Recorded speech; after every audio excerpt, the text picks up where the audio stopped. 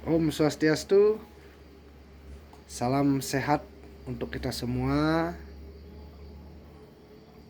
Kali ini saya sedikit berbagi cerita terhadap teman-teman, terhadap saudara-saudara yang mengalami sakit cemas berlebih dan ada asam lambungnya. Maaf, saya tidak bisa menyebutkan seperti bahasa anxiety disorder dan sebagainya biar mudah dimengerti. Saya mengajak teman-teman atau saudara-saudara yang mungkin ada sensasi cemas berlebih dan juga asam lambung yang dialami sama seperti saya. Saya mengalaminya yang pertama dulu hampir sudah 4 tahun yang lalu pernah terjadi cemas yang berlebih. Itu saya ceritakan awal mulanya gara-gara saya malam hari itu tidak makan. Yang biasanya saya jam 6 itu makan, dan waktu itu saya karena kecapean, kelelahan datang dari luar, saya datang langsung tidur tanpa makan dulu. Ternyata saya lupa makan. Yang sebelumnya saya makan itu jam 3 sore. Dan saat itu saya langsung tidur. Tengah malam itu bangun tiba-tiba karena dada saya terasa panas dan sesak. Dan napas saya itu terasa berat sekali. Nah, di situ saya bangun, terus saya merasa sesak napas. Dan mohon maaf, memang saya memiliki orang tua yang sebelumnya, almarhum orang tua bapak saya itu meninggal karena karena sesak napas. Nah, di situ saya ada trauma sedikit dengan diri saya. Jangan-jangan saya ini kena penyakit asma atau sesak napas itu. Saya panik ini. Saya bangunkan istri sampai saya nggak bisa berkonsentrasi, dan saya pada saat itu sama sekali tidak kenal yang namanya cemas berlebihan, asam lambung, mah, anxiety disorder dan sebagainya. Itu saya tidak kenal sama sekali. Yang saya kenal adalah penyakit seperti orang tua saya yang saya alami. Nah, setelah itu paginya karena saya udah jam bangunnya tengah malam sekitar jam 2 malam, jam 2 menjelang pagi, jam 2 subuh itu, dan sampai saya tidurnya membungkuk agar napas saya terasa lebih ringan. Bisa saya tidur sampai jam 5 pagi itu saya bangun masih cemasnya luar biasa. Dan sampai pada saat itu saya mengajak istri saya untuk ke dokter, tapi saya makan dulu. Setelah makan itu napasnya lebih reda, tapi cemasnya ini yang saya tidak tahu ternyata ini yang mempengaruhi hidup saya dan tubuh saya. Akhirnya muncul cemas yang berlebih, ketakutan, ada trauma yang berlebih dan sebagainya. Itu hampir 1 tahun saya nangis setiap hari, nangis. Saya tidak tahu apa penyebabnya. Itu setiap sore hari, setiap pagi hari baru bangun, setiap sore hari menjelang tidur itu pasti nangis. Dan sensasinya luar biasa berat sekali. Asam lambung naik, saya periksa ke dokter, saya googling. Nah, ini yang saya sarankan kepada teman-teman, jangan banyak-banyak googling tentang atau apa istilahnya shopping Google. Jangan banyak-banyak shopping Google itu, karena apa yang kita rasakan di sensasi, kita cari di Google itu akan semakin menambah kita menjadi panik. Nah, ketika panik ini, asam lambung akan semakin naik. Saya baru kali ini tahu yang namanya ada hormon kortisol dan sebagainya. Waktu itu sama sekali saya awam tentang penyakit seperti ini. Nah, sekian lamanya berjalan dengan saya nangis sampai di hari orang tua, di mertua, dan sampai mau diajak ke rumah sakit jiwa dan sebagainya. Luar biasa. Sampai akhirnya selain dari pada gangguan cemas itu, ternyata seperti istilah Balinya, saya juga ada masalah di niskala namanya, atau di luar daripada hemat kita di dunia nyata. Itu ada di dunia lain yang mengakibatkan juga saya seperti itu. Setelah saya ritual agama dan sebagainya, Setelah mendapat air suci atau tirte yang seperti kepercayaan kami di Bali, saya normal kembali dan bisa melakukan aktivitas apa-apa. Nah, karena memang selain dari gangguan kecemasan saya juga ada unsur neskalanya yang menyebabkan saya seperti itu. Selanjutnya hampir 4 tahun tidak ada sensasi apa-apa.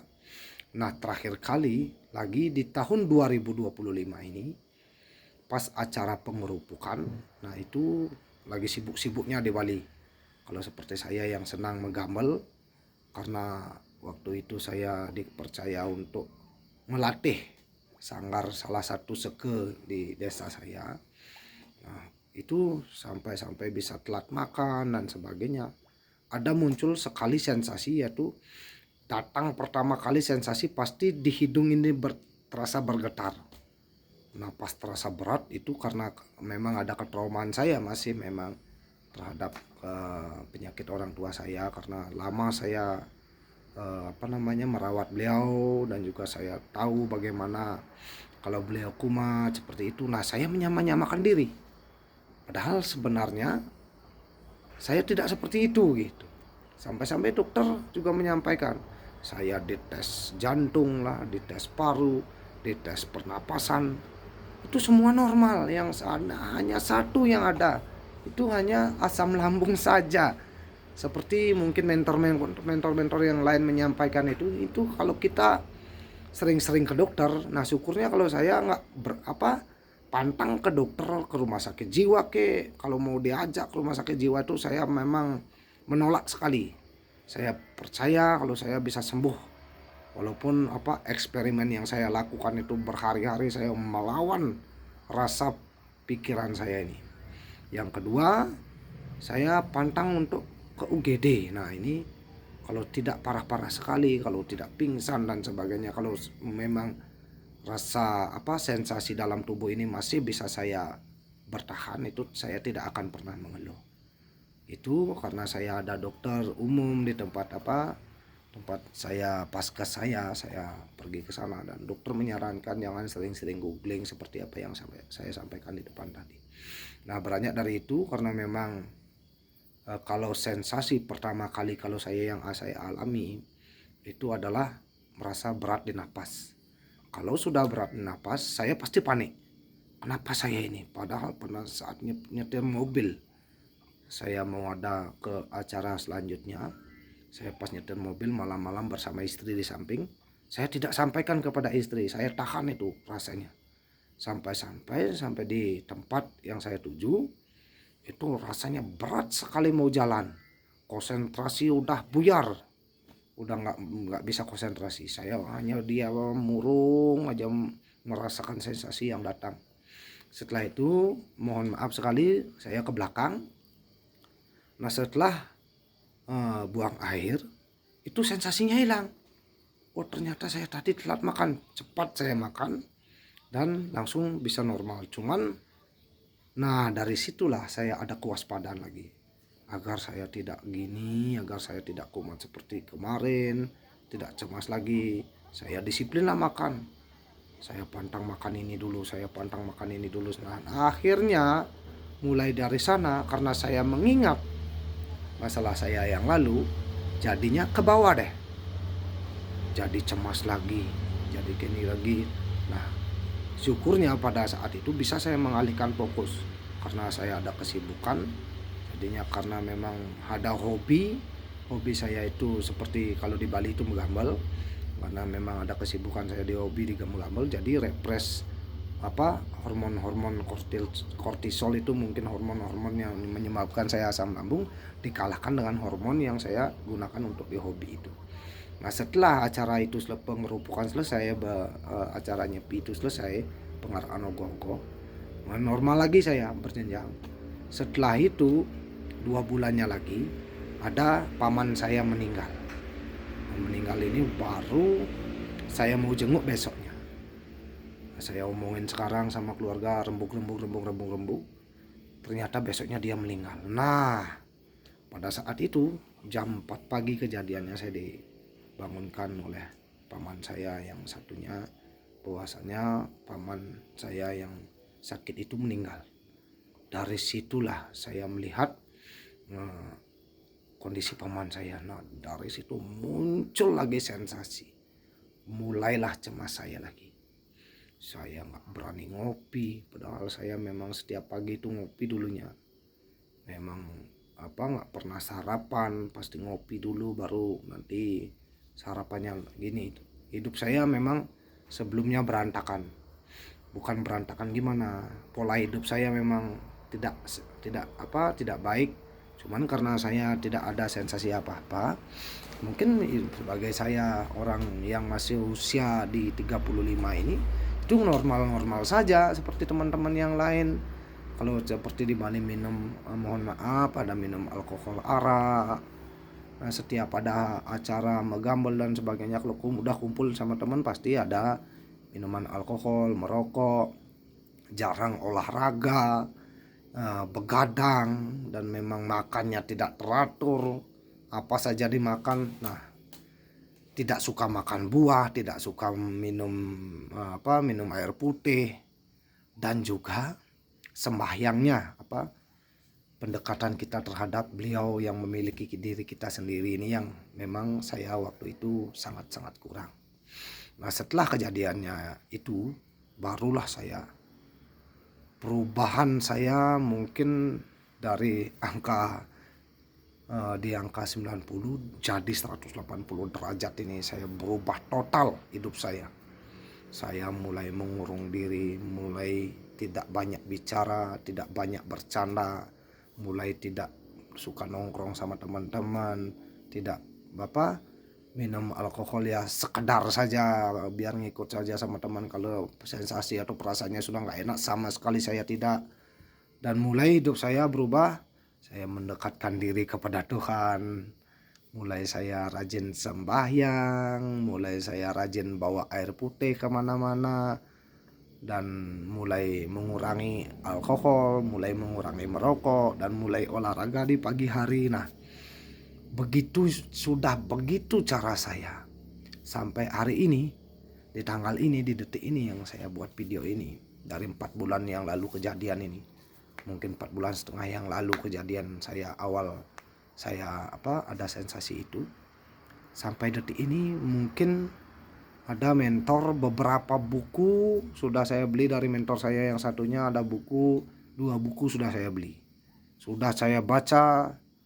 Ada juga di channel YouTube banyak sekali yang saya sharing. Ada yang sampai ke ilmu agama, pencerahan agama, meditasi, dan kegiatan-kegiatan penurunan stres seperti jalan pagi saya cari di Google. Untuk manfaat air putih juga saya cari. Mungkin teman-teman juga ada yang seperti itu, yang sama seperti saya.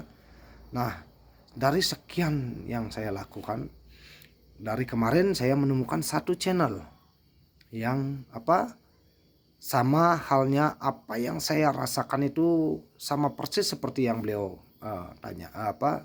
sampaikan. Mungkin saya tidak sedetail beliau menyampaikannya, karena mungkin saya tahap pertama menyampaikan beberapa tentang pengalamannya dulu, dan jaga juga cara mengatasinya. Sampai saat ini saya masih berjuang untuk tetap berada di titik kesehatan, di titik kewarasan.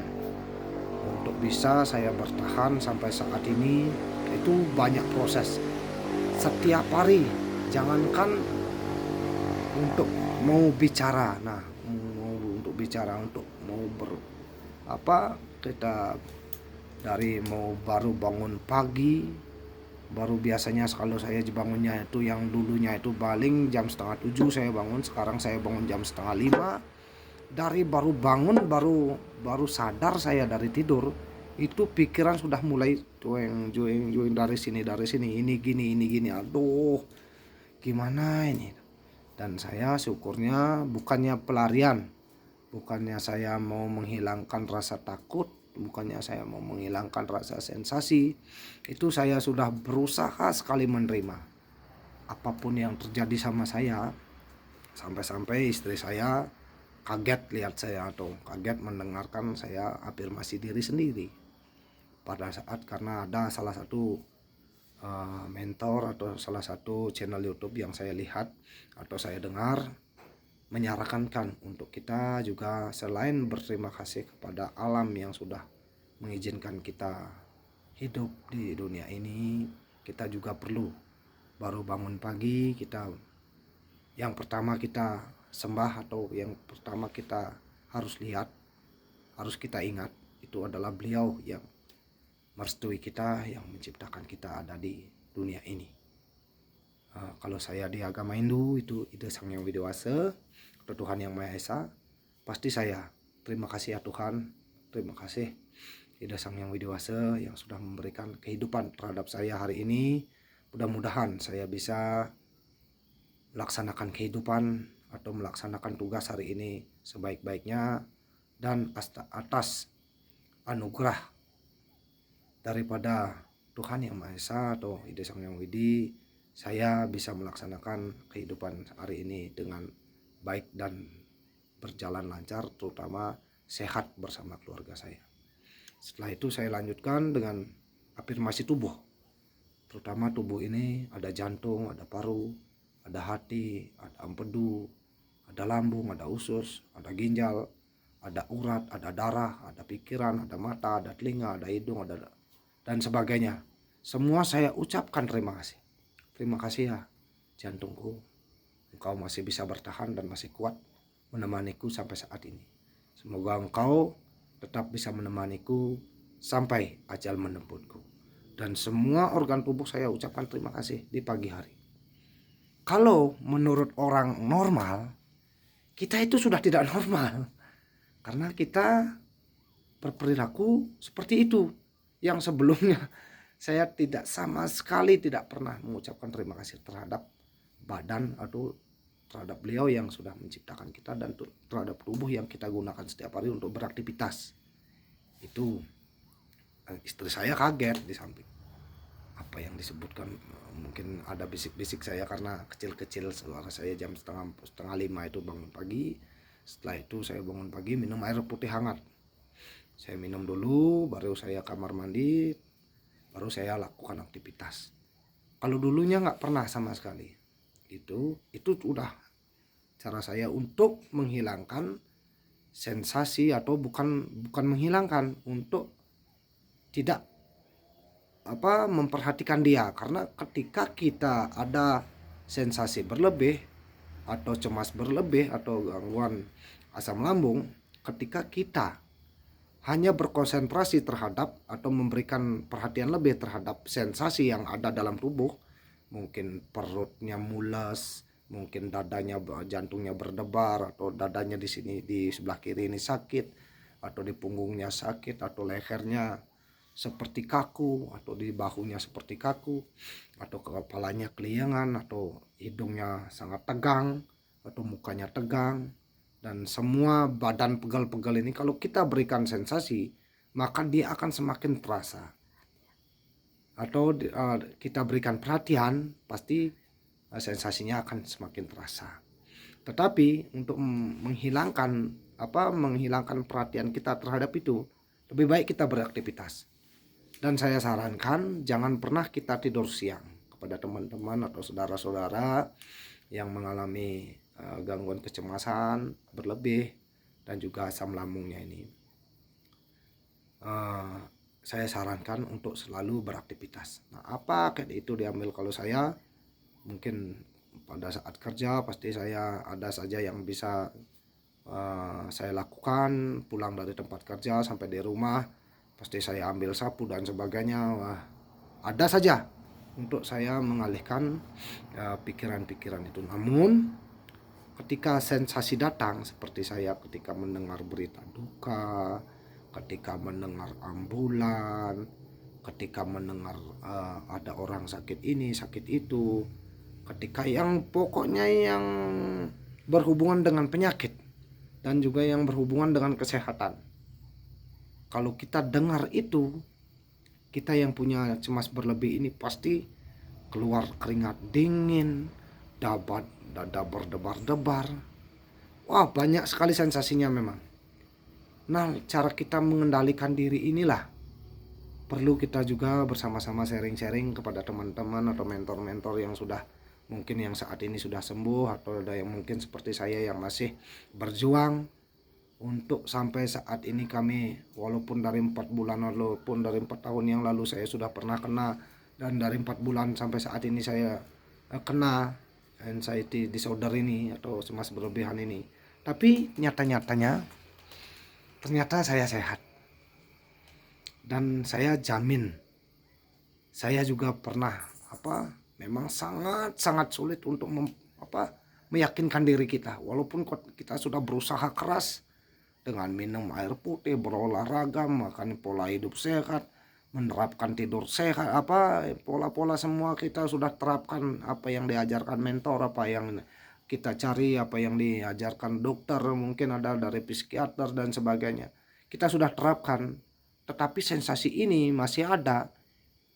Dan kalau sampai saat ini yang saya rasakan, kadang-kadang dia pasti muncul menghampiri kita. Nah, ada salah satu dari channel YouTube yang saya memang saya lihat tadi, atau dari kemarin saya lihat banyak sekali cerita-ceritanya yang sama persis dengan kejadian saya. Dari situ saya belajar meyakinkan diri. Ternyata apa yang sudah dilakukan dia, yang sudah dialami oleh beliau, dan sudah dilakukan oleh beliau, ternyata saya sudah lakukan itu. Dan ternyata beliau yang sudah sekian lama mengalami cemas berlebihan sampai bisa buat channel, saya juga terinspirasi terhadap diri saya sendiri, dan untuk membantu para teman-teman dan saudara yang mungkin masih berjuang sama seperti saya. Mudah-mudahan kita sama-sama yang memiliki gangguan kecemasan cepat bisa terselesaikan. Mungkin itu yang dulu yang bisa saya sampaikan untuk di malam hari ini. Saya tidak banyak bisa bercerita karena memang kalau diceritakan itu mungkin lama sekali, tetapi saya tetap berusaha untuk semangat. Karena kenapa? Kita ada istri, ada anak juga, ada keluarga dan sebagainya yang perlu kita perhatikan, yang juga perlu butuh perhatian kita sebagai seperti saya mungkin kepala keluarga, atau mungkin ada ibu-ibu yang sebagai ibu rumah tangga yang butuh perhatian dari anak-anaknya, dan mungkin ada kakaknya dan sebagainya. Kita sama-sama perlu berjuang untuk ini, untuk kesembuhan kita. Semoga apa yang saya sampaikan dapat membantu sedikit tidaknya melegakan hati Bapak Ibu semua.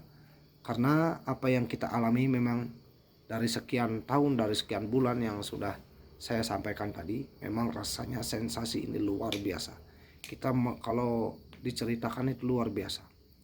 Tetapi saya hanya satu kuncinya. Ternyata sampai detik ini saya baik-baik saja, dan 99,9% saya baik-baik saja. Dan ternyata saya sehat dari apa yang sudah saya lakukan. Semoga juga berkat beliau yang memiliki kehidupan kita ini. Jangan lupa berdoa, kita tetap berdoa dan meminta petunjuk beliau agar kita senantiasa diberikan kesehatan dan kesembuhan dari penyakit atau gangguan kecemasan ini segera dipulihkan, karena beliau yang memberikan kita kehidupan, dan beliau juga yang melindungi kita dan merestui kita dalam setiap apa yang kita lakukan. Jangan lupa tetap semangat dan juga percaya diri bahwa kita akan sembuh, dan segera sembuh dan cepat sembuh. Terima kasih. Mohon maaf yang sebesar-besarnya, mungkin ada dari kata-kata saya yang tidak berkenan dan juga ada yang kurang, karena saya baru mengawali untuk bercerita seperti ini.